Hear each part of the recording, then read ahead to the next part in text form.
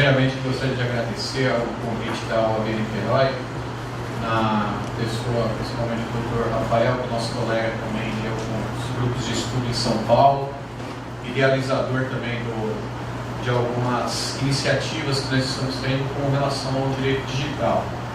É muito interessante a gente falar sobre direito digital com o advogado, porque muitas vezes o advogado ele não tem uma familiaridade com a tecnologia e muitos termos que são utilizados pelos técnicos, até mesmo nas defesas das principais empresas que atuam aí no mercado, é até muito difícil de nós elaborarmos uma boa peça, ou mesmo de realizar uma defesa que nós possamos ali abordar todos os temas de tecnologia. Alguns colegas têm aquele amigo, aquele colaborador do escritório que conhece um pouco mais de tecnologia, que acaba colaborando para que ele tenha um entendimento melhor do que está ocorrendo na rede. Na rede, eu digo aqui na internet, né? E também tentar tirar um pouco da problemática da evolução do direito em relação à própria tecnologia. Hoje em dia, a maioria dos pais aí podem afirmar isso, as crianças hoje ela têm uma facilidade de aprendizado, de utilização desses equipamentos, que muitas vezes até surpreende a gente que estuda o tema, algumas funcionalidades de alguns sistemas que eu vou até citar aqui na apresentação, que abordam tanto a segurança do seu próprio dado, que aqui eu vou dar uma abordagem tanto para a privacidade da pessoa enquanto pessoa física, quanto também das empresas, como que elas utilizam esses dados, como eles são coletados, que muitas vezes você não pensa que aquele check-in que nós fazemos aqui, como eu mesmo fiz quando eu cheguei aqui na OAB, dizendo que eu estou aqui na OAB de Niterói, a aproximadamente 460 quilômetros da minha residência. Como é que fica a segurança da minha residência quando eu falo que eu não estou lá na minha casa? Quando eu faço uma afirmação de que se eu tivesse uma passagem aérea agendada, no mínimo 3 horas para chegar na minha casa, contando ali o check-in do aeroporto, o check-out, a viagem e o check-out. Ou mesmo eu mesmo que fiz uma viagem com o colega Jean e nós aproveitamos para resolver algumas questões também, eu vim de carro, são 6 horas para chegar na minha residência. Então, como lidar com essas informações? É muito interessante a gente ter em mente de que da mesma forma que nós aprendemos lá quando nós éramos crianças, evoluímos, estudamos algumas matérias que a princípio lá no primário, eu digo primário que é da minha época, né, hoje é fundamental que se fala, né? Que nós aprendemos algumas matérias que a princípio a gente acha que não tem nenhuma utilidade para nós. Você vê as máquinas hoje em dia, os computadores, ele tem essa capacidade de aprender de acordo com o uso que você faz dela. É muito comum, vocês podem ver nos seus próprios smartphones, quando vocês começam a digitar alguma coisa, ou mesmo eu que utilizo muito o meu e-mail pelo smartphone, a hora que eu coloco a minha saudação do e-mail, ele já dá a opção para eu clicar e não preciso digitar meu nome. Ele simplesmente sugere que eu clique ali para colocar meu nome no final da mensagem. Então a máquina, ela aprende uma evolução tão grande que até é difícil de nós compreendermos como que ela faz isso, quais são as técnicas que eles utilizam, as técnicas de inteligência artificial que eles utilizam, que muitas vezes ele traz informações que nós mesmos não sabemos de nós, certo? E tanto as pessoas para o seu círculo de amizades, como as empresas, elas fazem uma análise dessas informações e utilizam para atingir mercados específicos, para vender produtos.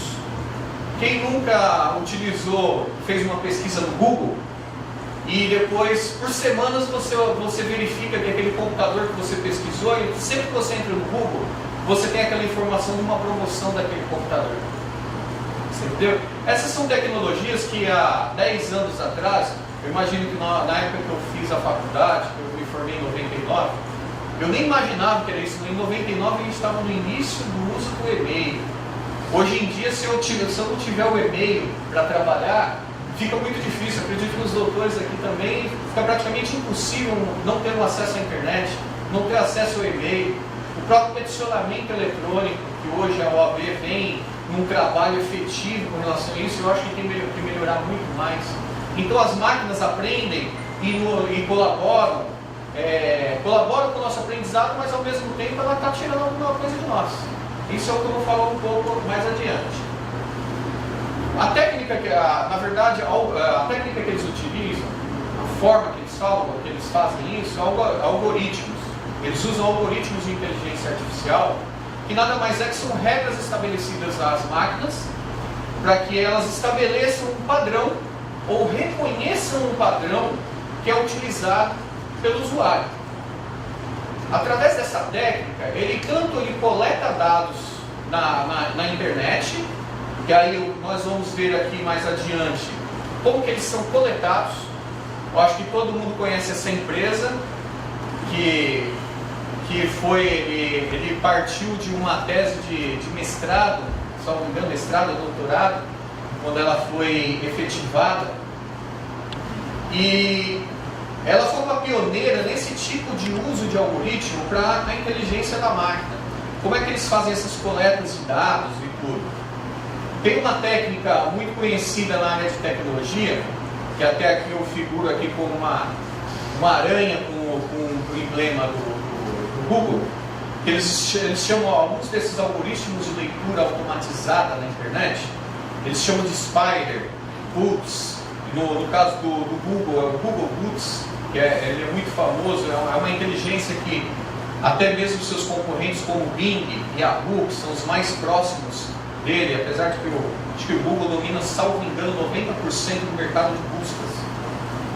Mesmo os concorrentes ainda não conseguiu chegar no algoritmo aperfeiçoado da maneira que o Google fez. Ele extrai muitas informações pelo uso do navegador Chrome, que é utilizado por eles. Tem tecnologias por atrás desse navegador, que tudo que você digita na tela, ele está fazendo uma releitura daquilo ali, ele está indo com um banco de dados, para que ele possa melhorar sua pesquisa, sugerir o que você possivelmente quer. Até tem um exemplo que um professor nosso do MBA deu, que ele é até interessante, que ele é um dos advogados institucionais da Google, né? O Dr. Marcelo Lombardi. Ele falou que desde a infância dele ele é muito apaixonado por rock. E ele citou um caso que ele fez uma pesquisa sobre uma banda de rock, salvo engano, dos anos 70, que se chama Panteras. E muito curioso que ele falou que ele teve um problema no próprio casamento com relação a isso. Porque Panteras, o Google fez uma leitura e começou a trazer informações de conotação sexual. Ele fez uma ligação do termo Panteras com uma conotação sexual, e ele teve que explicar para a esposa por que funcionava daquela maneira. É muito interessante que o Google, aqui acredito que muita gente aqui, a maioria dos nossos colegas da mesa, por exemplo, eles usam o Gmail, que eu vou falar um pouco mais adiante.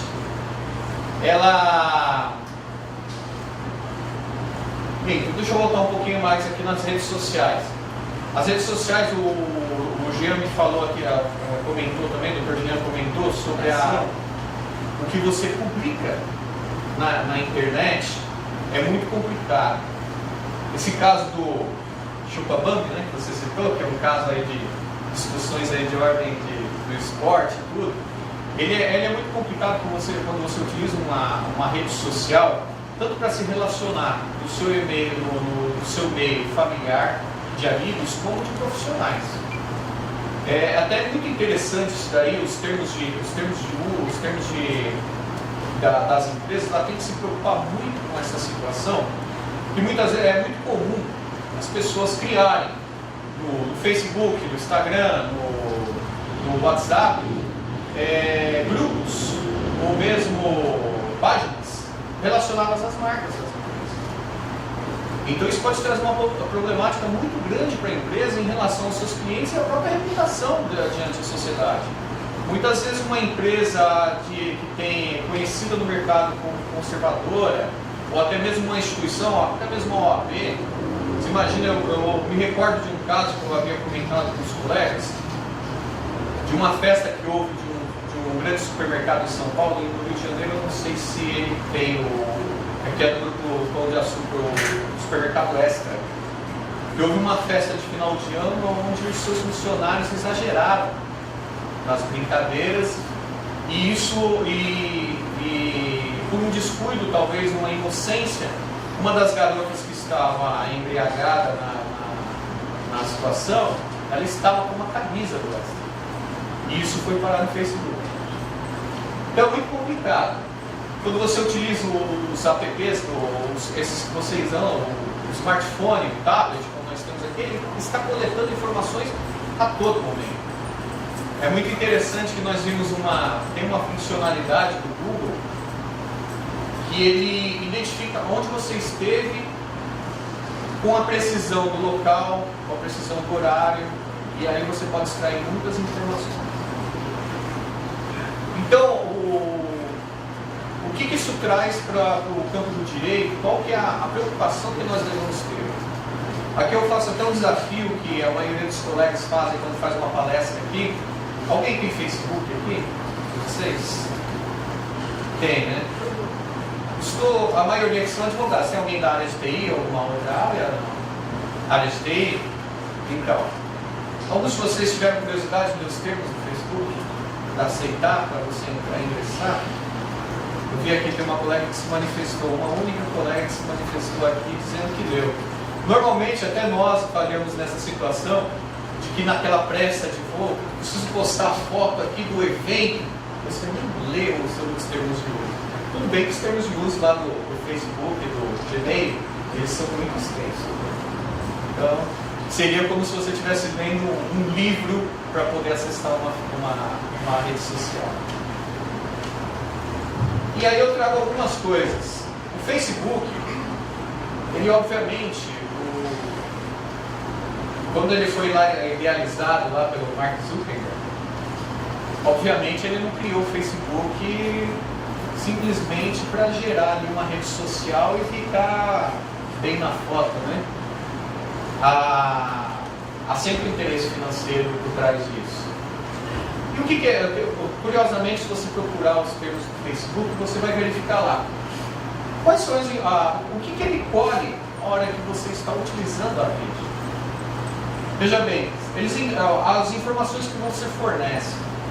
Quando você entra no Facebook, agora, se eu não me engano, de algum tempo para cá, você precisa o tempo.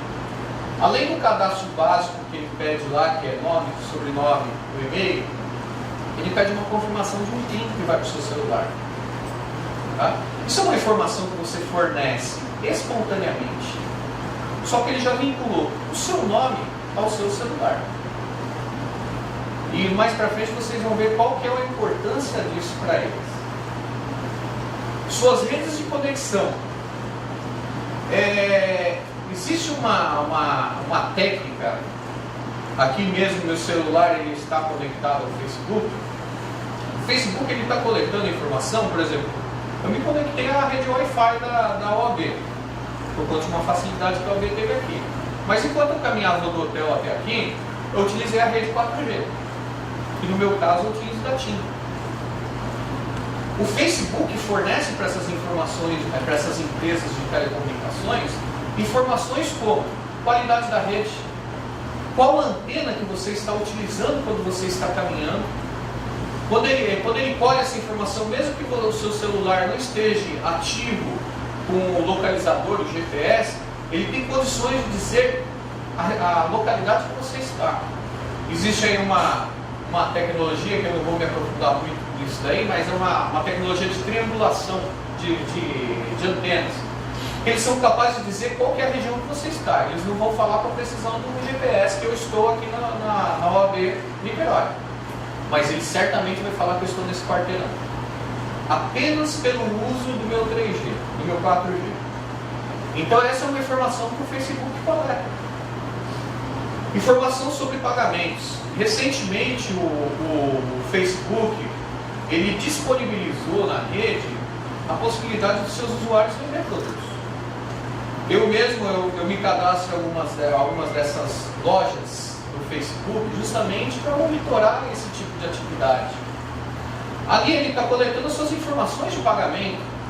Como que você está negociando com a outra parte? Eles são capazes de identificar até se o produto que está sendo vendido lá é um produto legal ou não. Tá? Então, até mesmo com relação aos valores que são cobrados. Que hoje em dia nós imaginamos, tem até uma loja do Facebook que eu acompanho, e certamente, eu acho que no Rio de Janeiro, não sei se o problema é assim, em São Paulo nós temos muito problema com isso. Questão de roubo e furto de celulares. É o que você mais vê nessas lojas, são vendas de celulares. Um iPhone aqui que os colegas comentaram que compraram recentemente, num preço absurdamente alto, você compra por 300, 400 reais. Tá? Então, isso é uma informação importante, é uma informação de pagamento que você consegue identificar se há uma ilegalidade ou não ali naquela operação. Até mesmo se você vai pagar em dinheiro ou algum meio de pagamento. Informações do dispositivo.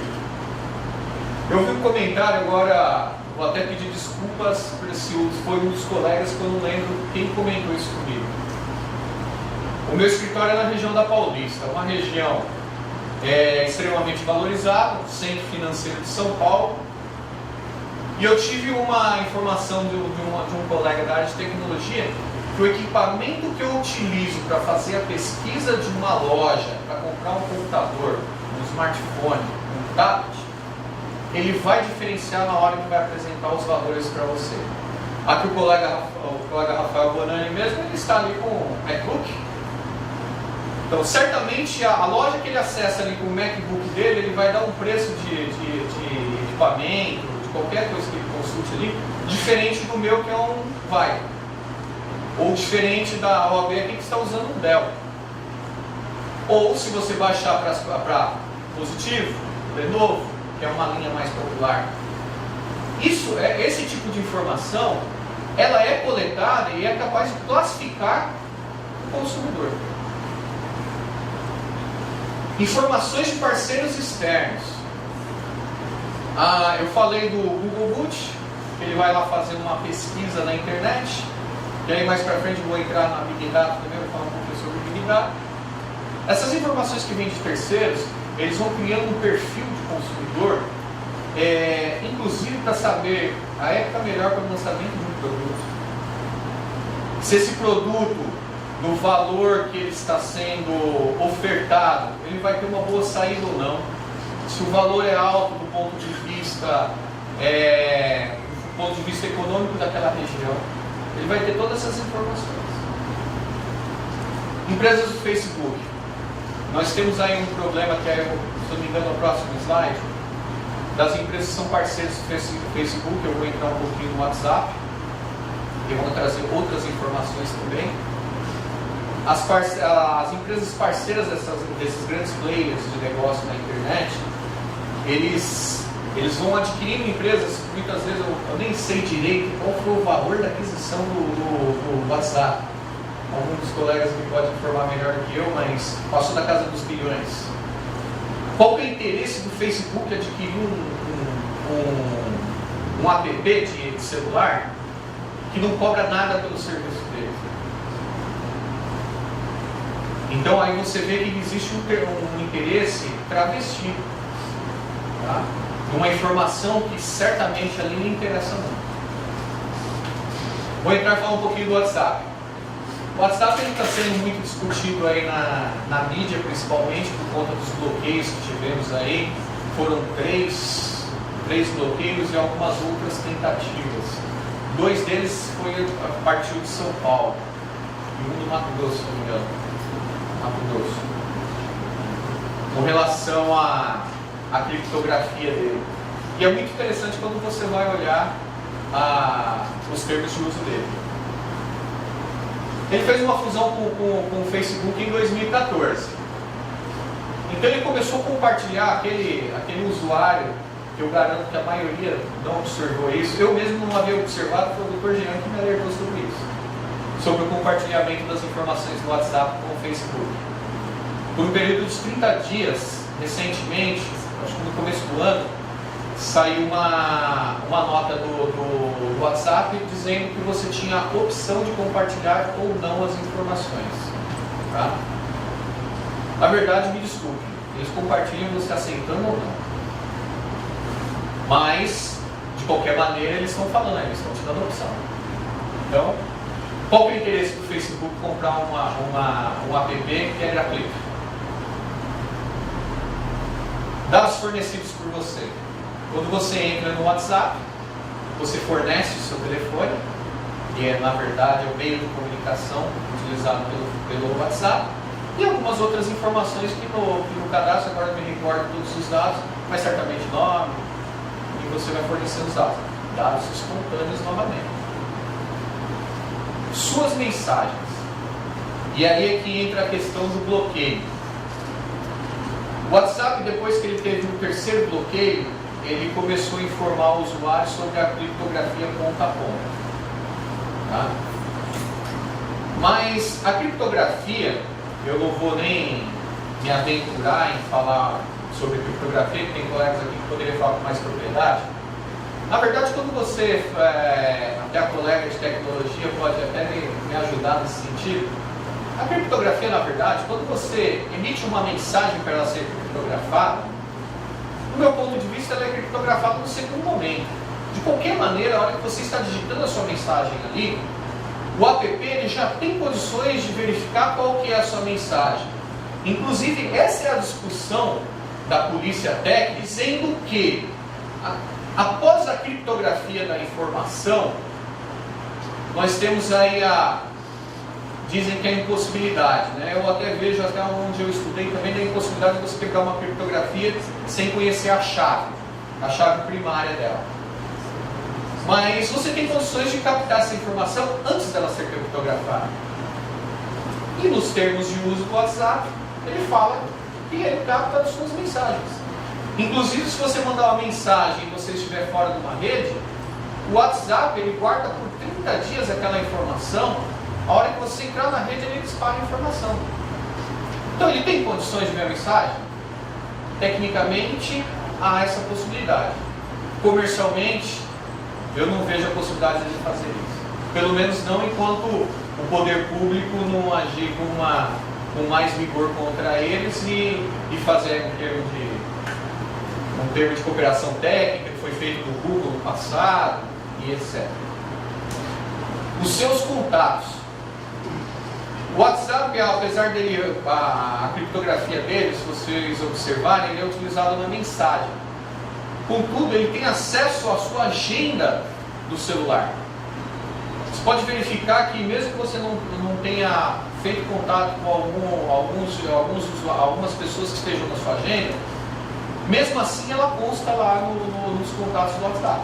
Ele está dizendo, esta pessoa tem o WhatsApp. Se você quiser se comunicar com ela, você pode.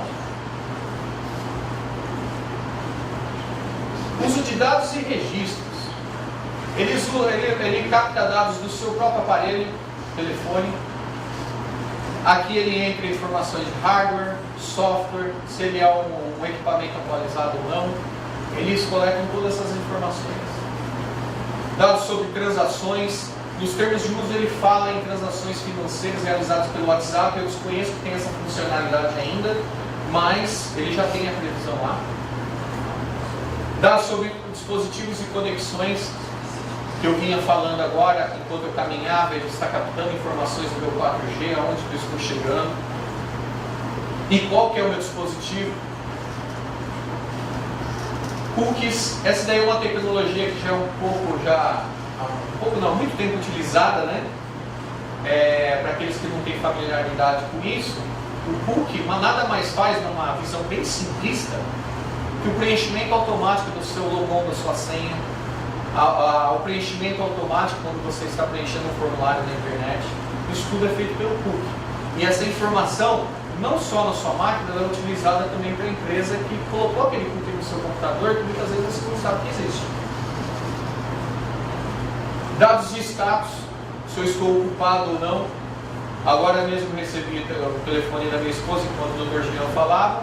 Eu mandei uma mensagem para ela que estava em reunião. Essa mensagem, com toda certeza, foi captada em algum app, dizendo: ele está indisponível para as informações, para a comunicação.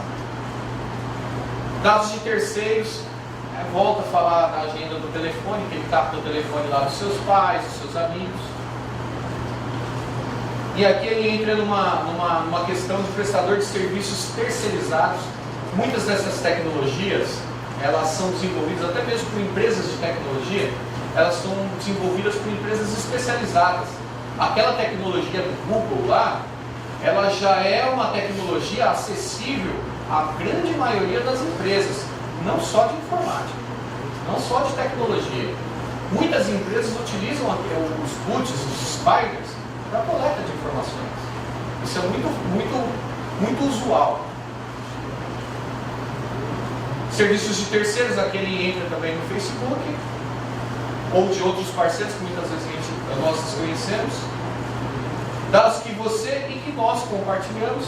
Aquele nós, ele está citando o WhatsApp. Então aquela foto, aquele vídeo, ele coleta esse tipo de informação. Inclusive fotos e vídeos, eles têm metadados que você consegue identificar até onde ela foi retirada, por qual dispositivo, em que data, qual horário. Isso tudo é identificado. E aí vem aquela questão, né? Você fala para o seu colega ou para a sua esposa que você está no local, tira uma foto e a foto prova que você está em outro, é muito complicado. Dados da sua conta, aqueles falam da conta que é no cadastro do WhatsApp, seus contatos e outros. E empresas afiliadas. As empresas afiliadas aí, vem aquele mundo de empresas que a gente desconhece, que estão por trás deles. O Instagram, ele tem um termo de uso um pouco mais simples, mas que nos leva à mesma observação. Informações que você fornece para nós diretamente, aquela informação espontânea, informação de perfil, o que você faz, quando você faz, com quem você faz, conteúdos do usuário, as fotos que você publica lá, ele novamente vem dos metadados e consegue saber aonde que você está. Comunicações entre você e o Instagram, aquilo que você faz o upload, download. Encontrar seus amigos no Instagram, mais uma vez eles utilizam a sua agenda do telefone ou o seu dispositivo para fazer isso daí. E aí nós entramos numa outra questão, que é a questão dos e-mails. E aqui eu tenho me adiantado um pouco. Aqui eu trouxe apenas alguns e-mails mais populares, que aqui eu unifico primeiro aqui do Outlook, do Hotmail e Live. Todos esses serviços de e-mail, eles são hoje da Microsoft. Então, eles fazem todas essas relações que vão entrar também nos termos de uso dele. O Gmail e o Yahoo são os mais populares. Falando em Gmail, as informações que eles coletam, informações que o usuário transmite, eles fazem uma leitura do e-mail que você envia e recebe. Não uma leitura integral, mas eles estão fazendo uma leitura, inclusive para fornecer produtos e serviços. Aquela mesma pesquisa que você faz no Google pode vir do Gmail. Tem uma colega no MBA lá em São Paulo que comentou que ela estava consultando o Bifes, porque ela ia casar, e toda vez que ela abriu a página do Google, ela trocou uma informação pelo Gmail com a madrinha dela, e no Google sempre apareceu alguma coisa relacionada a casamento. Informações que coletamos a partir do uso que o usuário faz dos nossos serviços. O Gmail, ele tem funcionalidades como agenda. Isso daí eles coletam todas as informações que vocês colocam lá. Informações do dispositivo, de registro, endereço de protocolo de internet, mais uma vez aí atrelado à tecnologia Wi-Fi. Eles sabem que eu estou agora conectado no meu celular no IP que a OAB está utilizando nesse momento. Os cookies novamente. Endereço aqui repetiu. Números de aplicativos exclusivos. que aí são os aplicativos que você tem e utiliza no seu dispositivo móvel. Armazenamento local, aquilo que você tem armazenado no seu dispositivo, eles também podem fazer uma busca ali. E se você ler atentamente os termos de uso, você dá permissão para isso. Cookies e tecnologias semelhantes, aí ele fala dos cookies e também dos spiders, dos books, dos drawings e por aí vai. O Hotmail ele utiliza a mesma, vou adiantar um pouquinho mais aqui por conta do tempo. O Hotmail ele utiliza o Outlook, MSN, Hotmail Live, dados pessoais que eles coletam, os motivos por quais eles coletam.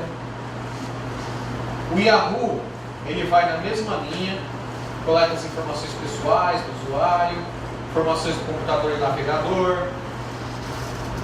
E aqui vem a seguinte questão: o que há de comum nessas empresas? A prestação de serviços gratuitos.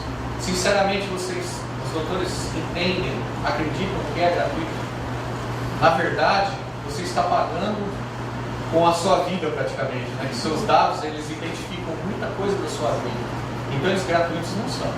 Você está pagando por eles. A coleta de grande volume de informações.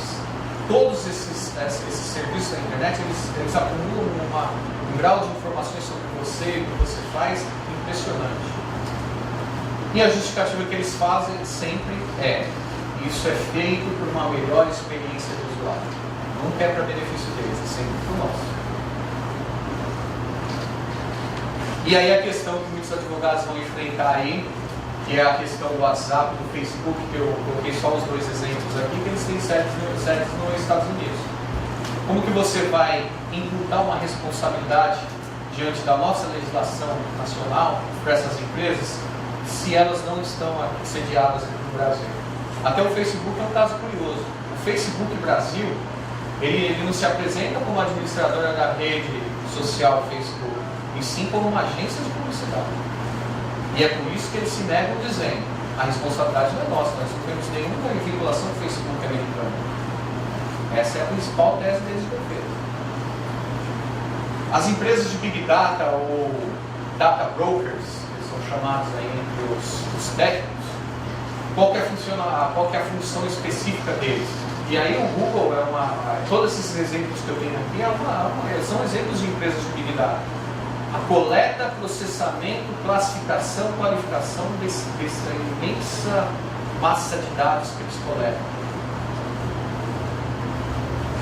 E nós temos aqui no Brasil, infelizmente, nós temos aqui pouca legislação que fala sobre isso. Nós temos o Marco Civil da Internet, que eu não vou entrar mais especificamente nele, porque aí nós temos que ter um tempo muito maior para falar sobre isso. Ele deu o pontapé inicial. Só que também ele foi aprovado às pressas e, obviamente, ali houve algumas falhas. Teve a sua regulamentação, que dizem aí que foi o último ato da nossa ex-presidente Dilma, que ela procurou minimizar algumas lacunas que tinha ali no Marco Civil, e em alguns casos isso daí foi de fato realizado, e em outros casos não. Nós temos aí em trâmite um projeto de lei, o 4060 de 2012, que é de proteção de dados, que está ainda, se não me engano, no Senado, ela está sendo avaliada. Entre o meio jurídico, é o que dizem que tem mais força para ser aprovado. Tivemos um recente aí que, entre os estudiosos, dizem que esse daí é até melhor do que o projeto de lei de 2012, que é o projeto 5276 de 2016. Ele é um pouco melhor tecnicamente falando. Ali ele fala que são dados pessoais, o que pode, que são dados sensíveis, etc. Eu deixo aqui meus contatos. Obviamente o tempo ele é muito curto, escasso para a gente falar de tudo que a gente precisa, mas também depois da apresentação dos nossos colegas eu fico à disposição dos doutores. Se tiver alguma dúvida que eu possa colaborar com o aprendizado, estou à disposição dos doutores.